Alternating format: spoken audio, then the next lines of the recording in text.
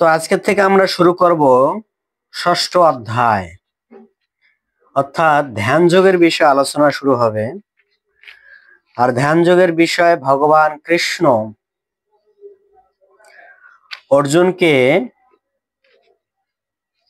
পঞ্চম অধ্যায় কর্মসন্ন্যাস যোগের কিছু সারাংশ বোঝাবেন। সারাংশ বুঝে তারপরে তিনি ধ্যান যোগের বিষয়ে আলোচনা শুরু করবেন। তো আমরা ধ্যান যোগের প্রথম নাম্বার শ্লোকটা শ্রবণ করি। শ্রী ভগবান উবাচ নাশ্রিতম কর্মফলম কার্যকর্ম করোতি যৎ সসন্ন্যাস যোগেন চম নির্বাগ্নে চক্রাণেহ। এই শ্লোকের অনুবাদে বলা হয়েছে, পরমেশ্বর ভগবান বললেন, যিনি কর্মফলের প্রতি আসক্ত না হয়ে তার কর্তব্য কর্ম সম্পাদন করেন তিনি যথার্থ সন্ন্যাসী বা যোগী। আর যিনি অগ্নিহোত্র আদি কর্মত্যাগ করেছেন এবং দৈহিক চেষ্টা শূন্য তিনি সন্ন্যাসী বা যোগী নন। এখানে যে কথাটা বলা হয়েছে, এখানে কথাটা অনেক সুন্দর কথা বলা হয়েছে। আমরা অনেক সময় দেখি যে সন্ন্যাস নামে অনেক সময় আমরা দেখতে পারি যে কর্ম পরিত্যাগ করে তারা বসে থাকে।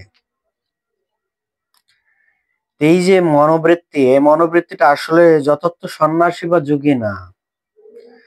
তাই ইসকনে শ্রীল প্রভুপাদ সেই পন্থাটাই দিয়েছেন।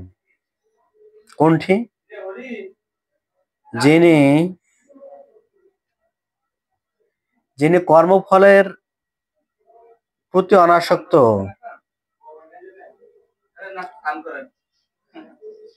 কর্তব্য কর্ম সম্পাদন করেন, যা কিছু আছে তা সবকিছু সম্পাদন করেন। এই কর্ম সম্পাদনের মাধ্যমে তার কর্মফল প্রতি যে আসক্তি, সেই স্পৃহাটা কি হবেন, আস্তে আস্তে ডাউন হয়ে যাবে। আর যখন এরকম কর্মফলটা আস্তে আস্তে, কর্মফলের স্পৃহাটা আস্তে আস্তে ডাউন হয়ে যায়, অটোমেটিক তার একটা বৈরাগ্য ভাব উদিত হয়। কিন্তু হঠাৎ করে যদি ওই ব্যক্তিকে কর্মত্যাগ করে সন্ন্যাসী জীবন ধারণ করে, সন্ন্যাসী জীবন ধারণ করে তার কোনো কর্ম করার স্পৃহা থাকে না বা করে না, চেষ্টা করে না,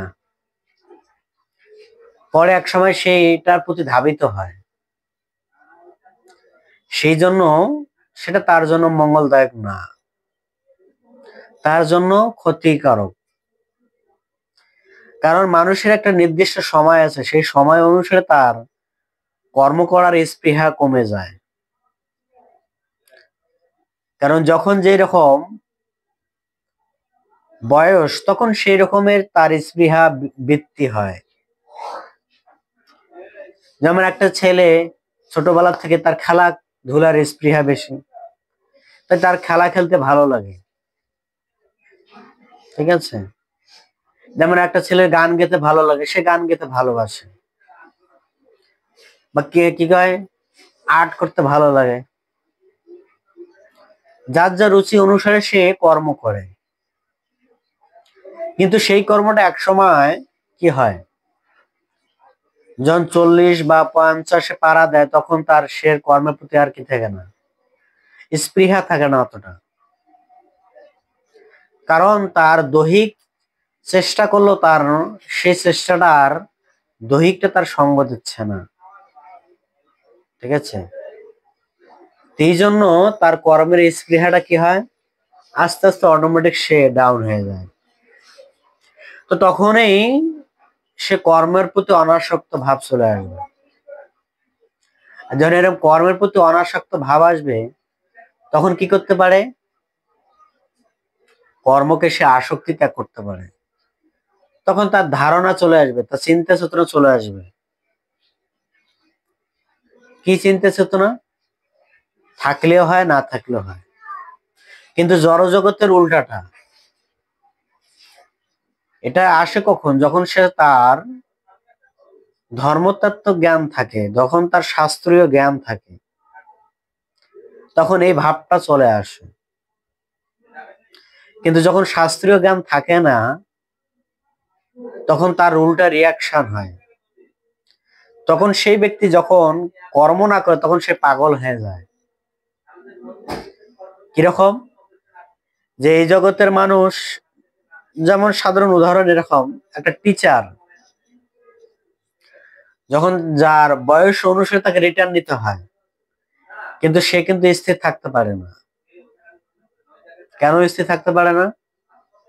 কারণ তার একটা অভ্যাসে পরিণত হয়ে যায়। তার কথা না বললে ভালো লাগে না, সে একা একা হলেও কথা বলবে। কিন্তু যখন তখন ধর্মজ্ঞান জানবে, বা যখন সে শাস্ত্রীয় জ্ঞান তার হৃদয়ে থাকবে, তার জানা থাকবে, তখন কি করবে? শোন, এই কথাটা অন্য কাজে প্রয়োগ করতে পারে, ধর্মক্ষেত্রে প্রচার করার ক্ষেত্রে সেটা প্রয়োগ করতে পারে। এটা হচ্ছে ধর্মজ্ঞানের মাহাত্ম্য, শাস্ত্রজ্ঞানের মাহাত্ম্য। শাস্ত্রজ্ঞান থাকা প্রয়োজন। যে ব্যক্তি শাস্ত্রজ্ঞান তার হৃদয়ে ধারণ করবে,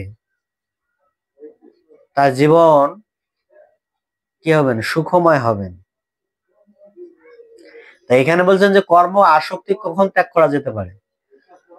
যখন তার ধর্মীয় জ্ঞানের স্পৃহা থাকে না, বা অর্থাৎ জড়জগতের জ্ঞানের প্রতি স্পৃহা বেশি, ধর্মীয় জ্ঞানের প্রতি স্পৃহাটা কম, তখন আসক্তিটা বেড়ে যায়। আর যখন ধর্মীয় জ্ঞানের প্রতি স্পৃহা থাকবে, জড়জগতের জ্ঞানের প্রতি স্পৃহা কম, তখন সে আসক্তিকে বৈরাগ্য রূপী অস্ত্রের দ্বারা ছিন্ন করতে পারে। তার কোনো সন্দেহ নেই। ভগবান সেটাতে গীতায় বলছেন 7ম অধ্যায়, যে কর্ম আসক্তিকে ছিন্ন কে করতে পারে? যার বৈরাগ্য উদিত হয়। আমরা দেখতে পারি এই জগতের কিছু কিছু ব্যক্তি আছে, ফলকু বৈরাগ্য অভিনয় করে, করে কিনা? অভিনয় করে দেখায় বৈরাগ্য, কিন্তু অন্তরে তার কি বিষয় বাসনা ভরে থাকে। ঠিক আছে? কিন্তু বিষয় বাসনা ভরে থাকলে কি হবে? পায় না, যখন পায় তখন একদম হিমসে খায়। এই জন্যই সমস্যা, যে আমাদের কর্মের প্রতি স্পৃহা, ঠিক আছে, কর্মের প্রতি স্পৃহাটা কখন পরিত্যাগ করতে পারি? না, যখন আমরা জড়জগতের জ্ঞান থাকে ততক্ষণ কর্মের প্রতি আসক্তি থেকে, যখন পারমার্থিক জ্ঞান আসে তখন আমাদের এই কর্ম প্রতি স্পৃহাটা ত্যাগ হয়ে যায়। এবং কি, এবং সেটাকে তার কর্তব্য বলে হিসাবে মনে করেন, না করলে না হয়, তার এটা কর্তব্য হিসাবে তখন সেটা সদরে গ্রহণ করে। তখন তার এই কর্মের প্রতি আসক্তি থাকবে না। এবং তিনি যথার্থ সন্ন্যাসী বা যোগী। যোগী এরকম না যে বনে গেলাম, একটা সুন্দর বস্তু দেখলাম, তার প্রতি আমার আকৃষ্ট, এটা যোগী না। এই জন্য প্রভুপাদ বলছেন যে ভক্তি জীবন যারা আসছেন, তারা এদের থেকে বড় যোগী। ঠিক আছে? তারা বিষয়ের মধ্যে থাকতে পারেন, ঠিক আছে, কিন্তু অন্তরে তার বৈরাগ্য আসে। আর এই বৈরাগ্যই তাকে যোগীর পথ অনুসরণ করে। এরকম না ফলকু বৈরাগে জীবন যাপন করলাম আর ভিতরে অন্তরে বাসনা, সেটা যোগী না, সেটা হচ্ছে কলকি, কপটতা। আজকে শেখা সেটাই, যোগীকে না, যে কর্ম করে তার কর্মের প্রতি আসক্তিকে ত্যাগ করতে পারছে, সে হচ্ছে যথার্থ যোগী। আর যে কর্ম না করে কর্মচেষ্টা শুয়ে বয়ে থাকে, আর মনে মনে বাসনা, কি বাসনা? ওটা লাগবে, এটা লাগবে, ফলা লাগবে, তাস লাগবে, সে যোগী না। সে কি কপটতা করতেছে, সেটাই আজকে শিক্ষা।